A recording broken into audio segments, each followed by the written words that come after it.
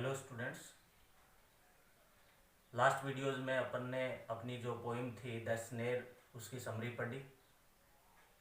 आज का जो सेकंड पार्ट है तो अपन उसी पोइम द स्नेर उसको अपन वर्ड टू वर्ड पढ़ने जा रहे हैं। उससे संबंधित जो भी क्वेश्चन बनेंगे वो भी इस पोइम के अंदर अपन पढ़ेंगे। तो पढ़ रहे थे द स्नेर जो कि पोइम का नेम है और कंपोज बाय जेम्स स्टीफन्स, ये पोइट है। तो इसके बारे में अपन पढ़ रहे थे। जेम्स स्टीफन्स है वो क्या है, ग्रेट लवर ऑफ बर्ड्स है। और इसके अंदर क्या होता है अपन पढ़ रहे थे कि पोइट है वो जंगल में यानी कि गया हुआ था और अचानक वह क्या करता है, एक दर्द भरी चीख सुनता है और वह इमेजिन करता है कि शायद एक खरगोश है वो जाल में फंस चुका है। पोइट क्या करना चाहता है, poet wants to help him, poet उसकी मदद करना चाहता है, उस खरगोश को नेट से जाल से बाहर निकालना चाहता है।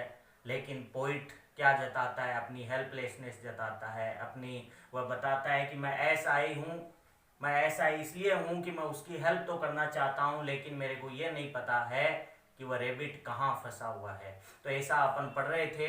तो आज उसी पोइम के जो 4 स्टेंजा है अपन उसको एक एक करके स्टेंजा को पढ़ेंगे, उससे रिलेटेड जो भी क्वेश्चन है वो यानी कि अपन पढ़ेंगे। तो इसकी जो थीम थी जो अपन पढ़ चुके हैं वह थीम यही है, the protection and freedom of यानी कि वाइल्ड एनिमल्स। ये क्या है, is the theme of the poem कि संरक्षण और वाइल्ड जो एनिमल्स है उसकी आज़ादी, यही क्या है इस पोइम की थीम है। तो पहली जो लाइन है, पहला जो स्टेंजा है इसको मैं पढ़ता हूँ और वह क्या कहता है पोइट, देखिए इसमें आई हियर मैं सुनता हूँ, ए सडन अचानक, क्राई ऑफ पेन, अचानक क्राई, क्राई मतलब चीखने की आवाज सुनता हूँ, और पेन, पेन का मतलब दर्द भरी। तो वह क्या कहता है, पोइट कहता है आई हियर मैं सुनता हूँ, ए सडन, सडन मीन्स अचानक, क्राई ऑफ पेन सुनता हूँ, अचानक दर्द भरी चीख की आवाज सुनता हूँ। और वह क्या इमेजिन करता है, वह ये गेस करता है, अनुमान क्या लगाता है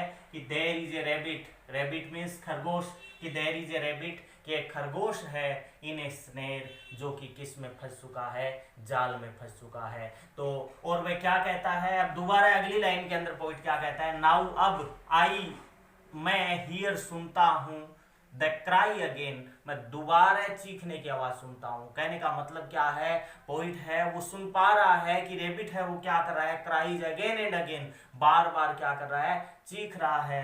बट लेकिन आई कैन नॉट टेल, लेकिन पोइट क्या बता रहा है, आई कैन नॉट टेल, मैं नहीं बता सकता, फ्रॉम वेयर, की वो आवाज है वो कहाँ से आ रही है। तो पहला जो स्टेंजा है इसमें एक क्वेश्चन निकलता है कि why is poet unhappy, poet है वो अनहैप्पी क्यों है, या why is poet uneasy, poet uneasy क्यों है। पोइट है वो अनईजी इसलिए है, अनहैप्पी इसलिए है क्योंकि यहाँ पे आई को अपन किस में यानी चेंज कर देंगे, द पोइट में कर देंगे। द पोइट हियर का क्या हो जाएगा, hears, because the poet hears, poet सुनता है, क्या सुनता है, ए सडन अचानक, क्राई ऑफ पेन, अचानक दर्द भरी चीख सुनता है। और ही इमेजिन्स दैट, और वह कल्पना करता है, वह क्या कल्पना करता है कि rebate has caught in snare, कि एक रेबिट है वो क्या कहाँ फंस चुका है, एक स्नेर में, एक जाल के अंदर फंस चुका है। और पोइट क्या करना चाहता है, जो जाल में फंस चुका है और वह उसकी ही वॉन्ट्स टू हेल्प हिम, उसकी हेल्प करना चाहता है। तो वह क्या कहता है, नाउ अब आई हियर मैं सुनता हूँ, द क्राई अगेन, मैं उसकी चीख वो दोबारा सुनता हूँ। और वह उसकी चीख सुन करके पोइट उसकी हेल्प करना चाहता है, लेकिन वह क्या है, वह ही इज अनेबल, वह असमर्थ है, टू लोकेट हिम, उसे ढूंढने में वह क्या है, असमर्थ है। इसलिए पोइट क्या है, बहुत ज्यादा यानी कि सैड है। तो यहाँ पे क्वेश्चन एक ये भी बनेगा, एक क्वेश्चन तो ये हो गया, why is poet unhappy, poet unhappy क्यों है। तो अनहैप्पी तो इसलिए है कि he wants to help him, वह उसकी हेल्प करना चाहता है, उसे नेट से फ्री करना चाहता है, लेकिन he is unable to locate him, लेकिन वह अनेबल है उसे लोकेट करने में, उसे फाइंड करने में, इसलिए पोइट है वो बहुत ज्यादा यानी कि अनहैप्पी है। और अगला जो क्वेश्चन निकलता है इसके अंदर ये, इसमें बट का शब्द या बट का यूज किया है, बट इंटरजेक्शन है।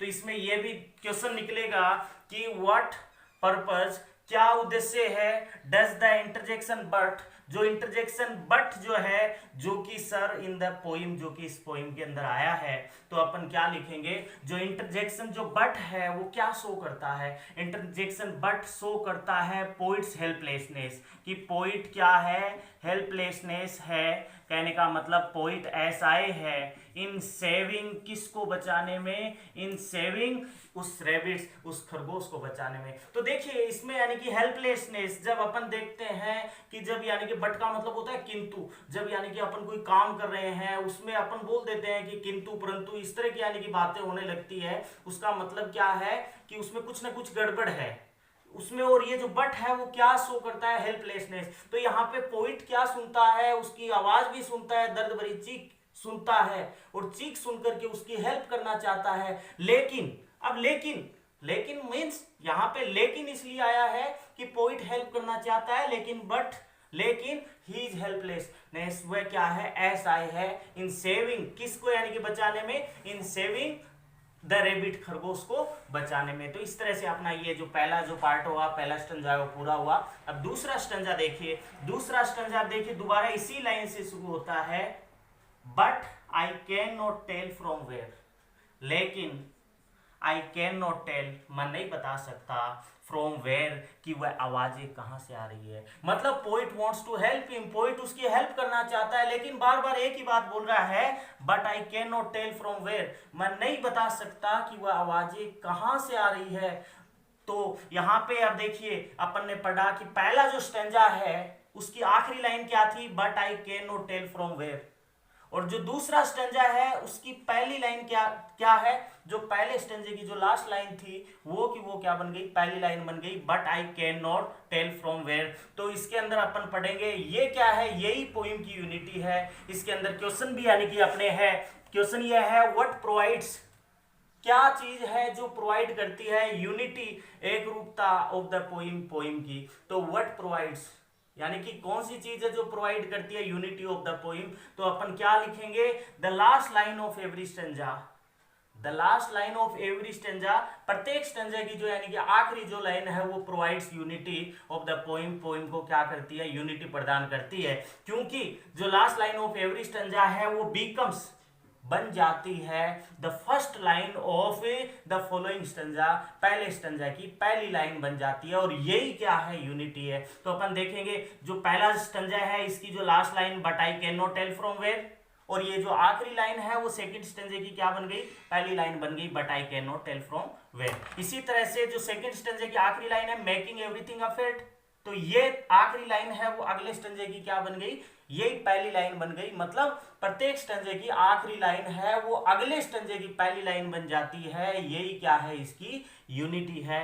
तो वह क्या कह रहा है कि मैं नहीं बता सकता कि वह आवाज कहां से आ रही है, ही इज कॉलिंग आउट, और वह क्या कहता है, ही इज कॉलिंग आउट, वह कॉलिंग आउट मतलब पुकारना, for aid, aid means help, कि वो क्या कर रहा है, कॉलिंग आउट कर रहा है, पुकार रहा है, किसके लिए, हेल्प के लिए। तो यहाँ पे क्या किया गया है, मानवीय चित्रण किया गया है। और जब मानवीय चित्रण किया जाता है, मानवीय चित्रण ये है कि कोई निर्जीव वस्तु आ जाए या कोई प्रकृति आ जाए, उसका मानव के साथ यानी कि मानव जैसा चित्रण किया जाए, या कोई जानवर आ जाए, उसमें एक मानवीय अलंकार का प्रयोग होता है। इंग्लिश में अपन मानवीकरण अलंकार का प्रयोग होता है, इंग्लिश में अपन इसको क्या बोल देंगे, पर्सोनिफिकेशन। तो ये जो लाइन है, he is calling out for aid, इसमें कौन से फिगर ऑफ स्पीच का प्रयोग हुआ है, इसमें जो फिगर ऑफ स्पीच का प्रयोग हुआ है वह कौन सा है, पर्सोनिफिकेशन। तो कौन सा है, पर्सोनिफिकेशन। पर्सोनिफिकेशन का मतलब मानवीयकरण अलंकार, मतलब मानव जैसा यानी कि चित्रण करना। जैसे अपन बोलते हैं कि पक्षी क्या कर रहे हैं, पक्षी यानी कि नाच रहे हैं, तो पक्षी नाच रहे हैं, इसका मतलब क्या है, इसमें मानवीय चित्रण किया गया। और इस लाइन में कौन से अलंकार का प्रयोग हो जाएगा, पर्सोनिफिकेशन। तो क्या है, he is calling out for it, he किसके लिए आया है, यहाँ पे रेबिट के लिए आया है। तो रेबिट है वो क्या कर रहा है, हेल्प के लिए पुकार रहा है। तो रेबिट बोल के नहीं कह सकता, लेकिन इसका यानी कि मानव जैसा चित्रण किया गया है इसमें, तो इसमें कौन से अलंकार का प्रयोग होगा इस लाइन के अंदर, इसमें पर्सोनिफिकेशन अलंकार का प्रयोग होगा। तो वह क्या कहता है, crying on the frightened air, और अगली लाइन देखिए, crying on the frightened air, और उसकी जो चीख है, उसकी जो चिल्लाने की आवाज है, वो फ्राइटेंड का मतलब भयभीत करना, एयर मतलब एटमोस्फियर, वातावरण, कि वह पूरे वातावरण को भयभीत कर देती है। तो फ्राइटेंड एयर यहाँ पे क्वेश्चन निकलेगा कि फ्राइटेंड एयर का मतलब क्या है, तो अपन क्या लिखोगे, the cries of trapped rabbit, यानी कि फंसे हुए, यानी जो रेबिट की जो चीखें हैं वो आर क्रिएटिंग, वो क्रिएट कर रही है, क्या क्रिएट कर रही है, ए फ्राइट, यानी कि frightful atmosphere, an atmosphere of fright, यानी कि क्या कर रही है, वो क्रिएट कर रही है। तो फ्राइटेंड एयर का मतलब उसकी चीखें सुन करके सारे जो जानवर है वो क्या हो जाते हैं, डर जाते हैं। तो एक तो इसमें ये क्वेश्चन निकल गया कि इस लाइन से कौन से, यानी कि पर्सोनिफिकेशन वाली जो लाइन है वो, यानी कि छांटिए, तो उसमें अपन कौन सी लाइन लिखेंगे, he is calling out for it. दूसरा, crying on the frightened air, तो फ्राइटेंड एयर इसका पर्सन बन जाएगा कि व्हाट डू यू नो, आप क्या जानते हो about frightened air, frightened air के बारे में क्या जानते हो, तो अपन क्या लिखेंगे, the cries of the trapped rebate, यानी कि फंसे हुए, यानी कि जो रेबिट की जो चीखें हैं वो आर क्रिएटिंग, वो क्रिएट कर रही है, क्या क्रिएट कर रही है, एन एटमोस्फियर ऑफ फ्राइट, यानी कि एक एटमोस्फियर बना रही है, एक वातावरण बना रही है, किसका, फ्राइट का, भय का, किसके बीच, यानी कि जो अमंग जो एनिमल्स है उनके बीच वो क्या कर रही है, उसका वातावरण बना रही है। तो अगला देखिए, मेकिंग एवरीथिंग अफ्रेड, और वह क्या कह रही है कि जो पोइट क्या कर रहा है, बार बार चीख रहा है, चिल्ला रहा है, जिसके कारण एक एटमोस्फियर है वो डरावना बन गया है, सब जने डर गए हैं। तो इसका मतलब क्या है, अगली लाइन, मेकिंग एवरीथिंग अफ्रेड, और उसकी चीख को सुन करके, उसकी क्राइज को सुन करके प्रत्येक जने हैं वो क्या हो जाते हैं, डर जाते हैं।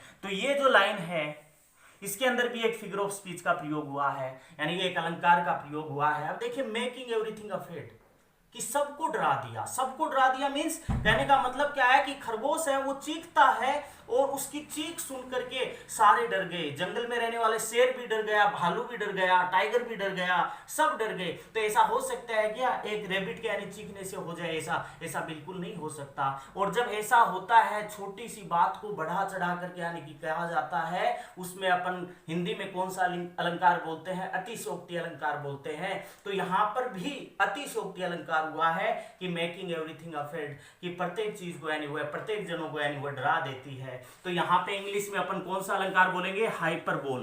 तो इसमें कौन से अलंकार का प्रयोग हुआ है मेकिंग एवरीथिंग अफ्रेड में, हाइपरबोल। हाइपरबोल मींस अतिशयोक्ति अलंकार। तो इस लाइन में हुआ था पर्सोनिफिकेशन और इस लाइन में कौन सा, हाइपरबोल। हाइपरबोल मींस अतिशयोक्ति अलंकार। तो इस तरह से यानी कि ये दो स्टेंजा अपन पढ़े। और अगला जो स्टेंजा है वो देखिए, वो भी ऐसा ही है कि मेकिंग एवरीथिंग अफ्रेड, यानी कि उसकी जो चीख है वो सबको डरा देती है। Wrinkling up his little face, और पोइट क्या कहता है, वो जैसे यानी चीखता है तो अपने छोटे से चेहरे के ऊपर वो रिंकल ले आता है, सलवट ले आता है, मतलब अपने चेहरे को सिकोड़ते हुए क्या कर रहा है, यानी कि चीख रहा है। और एज ही क्राइज अगेन, जैसे ही वह चीखता है, for aid, aid means help, जैसे ही वह चीखता है किसके लिए, हेल्प के लिए। लेकिन पोइट क्या है, हेल्पलेसनेस है, पोइट असहाय है, पोइट उसकी हेल्प करना चाहता है और क्या कहता है, आई can not find the palace, मैं उस स्थान को क्या नहीं कर पाता हूँ, ढूंढ नहीं पा रहा हूँ, मैं उसकी हेल्प करना चाह रहा हूँ। पोइट बार बार सुनता है कि रेबिट है वो चीख रहा है हेल्प के लिए, लेकिन पोइट हेल्पलेसनेस है, वो उसकी मदद नहीं कर पा रहा है। तो लास्ट का जो स्टेंजा है वो देखिए, and I can not find the palace, और मैं नहीं ढूंढ पा रहा हूं उस स्थान को, कि वेयर इज पाव, पो मतलब पंजा, कहाँ उसका पंजा, इज इन द स्नेक, जाल में फंसा हुआ है, कि मेरे को नहीं पता है कि उसका पंजा कहाँ जाल में फंसा हुआ है, ये मेरे को नहीं पता है। और वह क्या कहता है लास्ट में देखिए, लिटिल वन ओ लिटिल वन, लिटिल वन ओ लिटिल वन, छोटे ओ छोटे। तो यहाँ पे वह खरगोश को क्या कर रहा है, लिटिल वन ओ लिटिल वन, यानी उसको छोटा कह करके पुकारता है। जिस तरह से अपने एक छोटे बेटे को यानी कि कह के पुकारता है, वैसे ही वह खरगोश को भी क्या करता है, उसकी क्राइज को सुन करके उसको छोटा कह करके पुकारता है। क्या कहता है, छोटे ओ छोटे, कि छोटे, अरे छोटे। तो यहाँ पे अपन ये समझ सकते हैं पोइट का जो एटीट्यूड है खरगोश के प्लाइट के प्रति, खरगोश के दुख के प्रति, वो क्या है, सिंपैथेटिक है, सहानुभूति वाला है। और इस लाइन का एक क्वेश्चन भी बन सकता है, लिटिल वन ओ लिटिल वन, कि छोटे ओ छोटे, इस लाइन के बारे में यानी कि कमेंट कीजिए। तो अपन क्या लिखेंगे, ये हेयर, यहाँ पे पोइट क्या करता है, पोइट कंसीडर्स द रेबिट, यहाँ पर पोइट रेबिट को कंसीडर करता है, समझता है। ए टाइनी चाइल्ड, एक छोटा बच्चा यानी कि समझता है, बीइंग टॉर्चर्ड, जिनको टॉर्चर किया गया है, बाई किसके द्वारा, एक क्रूल पर्सन, एक निर्दयी व्यक्ति के द्वारा उसे टॉर्चर किया गया है। तो वह इस तरह से यानी कि कहेंगे, तो वह क्या कहता है उसको, यानी सांत्वना क्या दे रहा है कि डोंट वरी, टेंशन मत लीजिए, आई एम सर्चिंग एवरीवेयर, मैं क्या कर रहा हूं, आपको हर जगह तलाश रहा हूं। तो इस तरह से अपनी जो 4 स्टेंजा की जो पोइम है वो अपन ने पढ़ा, बहुत ही यानी कि इजी है। तो इसका यानी कि पहला जो पर्सन पढ़ा कि इसमें पोइट है वो हेल्पलेसनेस, यानी कि पोइट है वो अनहैप्पी। क्यों है पोइट अनहैप्पी, इसलिए है क्योंकि पोइट क्या करता है, poet hear sudden cry of pain, अचानक सुनता है दर्द भरी चीख सुनता है वो रेबिट की, और he wants to help him, वो उसकी हेल्प करना चाहता है, but he does not locate him, वो उसे यानी कि ढूंढ नहीं पाता है, इसलिए वह क्या है, पोइट अनहैप्पी है। दूसरा क्वेश्चन ये निकलता है कि यहाँ पे जो बट इंटरजेक्शन का यानी जो यूज हुआ है, इस बट का मतलब क्या है, इसका उद्देश्य क्या है, पर्पज क्या है। तो बट शोज, बट क्या शो करता है, पोइट्स हेल्पलेसनेस, पोइट की जो हेल्पलेसनेस है वह यानी कि दर्शाता है इन सेविंग, किसको बचाने में, यानी कि उसे रेबिट को बचाने में। तो इसके यानी कि 2 क्वेश्चन हुए। अगला तीसरा क्वेश्चन ये है कि ये पोइम है वो हमें क्या यूनिटी प्रोवाइड कराती है। तो the last line of every stanza है वो क्या बन जाती है, बिकम्स बन जाती है the first line of the following stanza, पहले अगले स्टेंजा की पहली लाइन बन जाती है, दिस इज द यूनिटी, और यही क्या है, यूनिटी है। अगला क्वेश्चन ये निकलता है, important person, why is the poet searching for the rebate, why is the poet searching for the rebate, poet है वो रेबिट को क्यों सर्च कर रहा है, क्यों ढूंढ रहा है। तो अपन क्या लिखेंगे, the poet is searching for the rebate, poet है वो रेबिट को क्या कर रहा है, सर्च कर रहा है। बिकॉज क्यों सर्च कर रहा है, he wants to help him, वह उसकी हेल्प करना चाहता है, और वह उसे जाल से क्या करना चाहता है, फ्री करना चाहता है, इसलिए वो उसको क्या कर रहा है, उसको वह ढूंढ रहा है। अब अगला प्रश्न ये है कि वो लाइन छांटिए जिसके अंदर पर्सोनिफिकेशन का यूज हुआ है और हाइपरबोल का हुआ है। तो पर्सोनिफिकेशन है वो ही is calling out for it, यानी मानवीकरण अलंकार हुआ है इसमें, और मेकिंग एवरीथिंग अफेड, इसके अंदर हाइपरबोल अतिशयोक्ति अलंकार हुआ है। अगला क्वेश्चन ये है कि आप फ्राइटेंड एयर से क्या समझते हो, भयभीत हवा, फ्राइटेंड एयर, एयर का मतलब यहाँ पे क्या है, एटमोस्फियर। तो फ्राइटेंड एयर्स का मतलब क्या है, the cries of trapped rebate है वो आर क्रिएटिंग, वो क्या क्रिएट कर रही है, an atmosphere of a fright, यानी कि भय का एटमोस्फियर क्रिएट कर रही है, किसके बीच, एनिमल्स के बीच। तो ये हुआ। अब अगला प्रश्न ये है कि कमेंट ऑन द लाइन, यानी कि लाइन पे कमेंट कीजिए, लिटिल वन और लिटिल वन। तो यहाँ पे अपन क्या करेंगे, लिटिल वन और लिटिल वन है, इसके अंदर पोइट है वो कंसीडर्स द रेबिट, रेबिट को यानी कि क्या समझता है, एक टाइनी यानी कि चाइल्ड समझता है, एक छोटा यानी कि बच्चा समझता है, बीइंग टॉर्चर्ड, जिनको यानी कि टॉर्चर यानी कि किया गया है, बाई किसके द्वारा, क्रूल पर्सन के द्वारा उसे टॉर्चर किया गया है। एक क्वेश्चन ये निकलता है, इस पोइम में अपन पढ़ेंगे कि लाइन्स एंड वर्ड्स है, इसके अंदर लाइन्स एंड वर्ड्स है वो आर रिपीटेड, वो रिपीट किए गए हैं, कैसे, यानी कि बार बार यानी कि रिपीट किए गए हैं। तो इसका यानी कि मतलब क्या है, इसका उद्देश्य क्यों है, इसका उद्देश्य क्या है। तो अपन इसमें पढ़ेंगे बहुत सारी लाइन्स है, वर्ड्स है, बार बार रिपीट की गई है। तो इसका मेन उद्देश्य यही है कि पोइट क्या करना चाहता है, बार बार वर्ड्स को, लाइन को रिपीट करके poet wants to create, poet क्या क्रिएट करना चाहता है, पोइट है वह फीलिंग ऑफ लव, यानी कि फीलिंग ऑफ लव, प्रेम की जो फीलिंग है वो क्रिएट करना चाहता है टुवर्ड्स किसके प्रति, एनिमल्स के प्रति। क्या यूज कर करके, लाइंस और वर्ड्स को बार बार यूज कर करके। तो इस तरह से अपनी ये जो पोइम है वो अपना जो सेकेंड पार्ट वो पूरा हुआ। आई होप कि आपको अच्छी तरह से समझ में आ गई होगी। Thank you.